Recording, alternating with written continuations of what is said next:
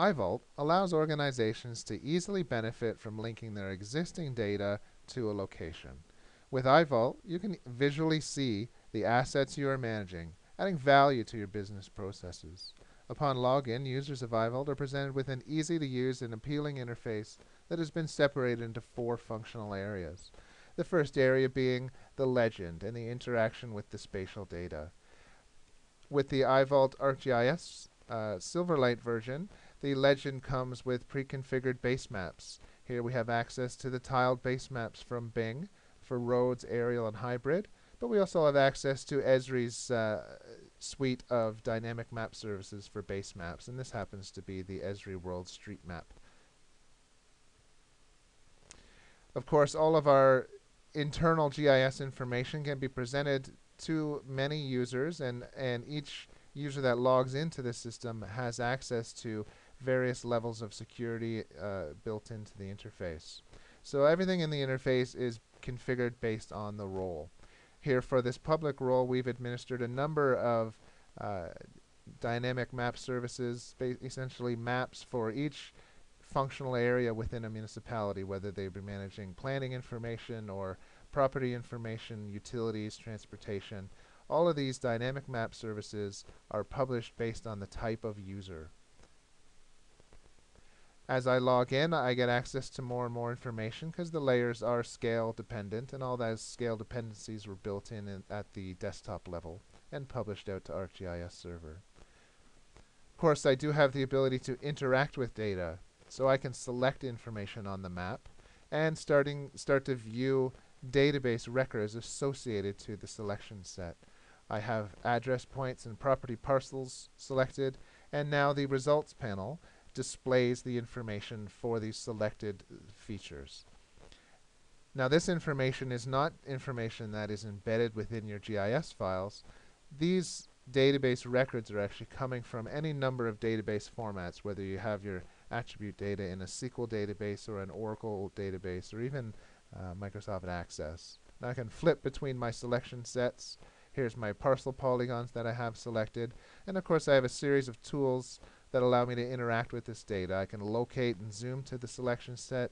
I can output what I have selected to a grid view or to even a CSV export to be able to interact with the actual data behind this information. And of course, iVAULT comes with pre-configured detailed reports so that when I make a selection and run a detailed report for that selection, I will have the database attributes that I have decided to share with this particular user showing up in the results panel within the parcels report here. And I also have a map with the feature that I have selected highlighted. Now these reports are all highly configurable within the administrator. You can link your own custom forms to icons here in the results panel, making it so that you can edit and populate information back into your database. Now we've selected information on the map, but maybe we want to have users mine into data and use the searching capabilities. So within the iVAULT administrator, administrators of the site can set pre-configured searches on your data. Now let's just do a search for water mains. And here we have the ability to start filtering our search. I can select water mains with a particular diameter or made of a particular material. All of this information is not coming from ArcGIS, so it's coming from an asset management database. And when I do a search, I will have my results returned to me, and the map will also zoom to the spatial data.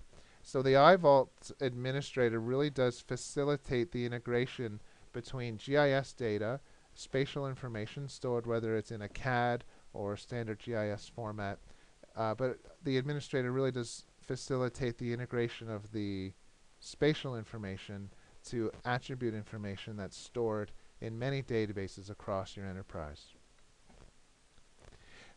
Now that we've made a selection set on the map, finally we have the Tools menu. And the Tools menu comes with a number of pre-configured tools that cover off the standard workflows that users of a WebGIS would want to do, such as buffering this particular selection set and then doing a select within on that buffer. We can also measure features on the map, we can print the map, or we can even start drawing red lines, if you will, on the map to start interacting with the data in many ways. Two new features of iVAULT ArcGIS are the theme builder and the query builder. And the query builder takes the searching capabilities one step further. So where in the searching, we as administrators have defined what search criteria the users have access to. Well, here in the query builder, users can actually run queries on the fly against the database values and really mine into that information. So you can search not just your GIS data, but data coming from any database across your organization. And finally, the theme builder allows users to start theming map layers and creating choropleth maps based on mapping layers selected on the map or based on database values. So a good example of this would be if I'm looking for particular property parcels with an assessed value between say 200,000 and 300,000, I could either search the information coming from my GIS or search it coming from an assessment database, but theme the map so based on different distribution types, so that the map really lights up and highlights those areas within the data that you'd like to see. So just to summarize, the web interface of iVAULT is a highly intuitive application. The ArcGIS version is built on the latest Silverlight API, and you get a number of base maps that come with the system. Users can set up and work with predefined searches, view the results, output the results of that search to CSV files or to print screens or even out to your email, and then interact with information selected on the map by buffering, measuring, and redlining these features on the map.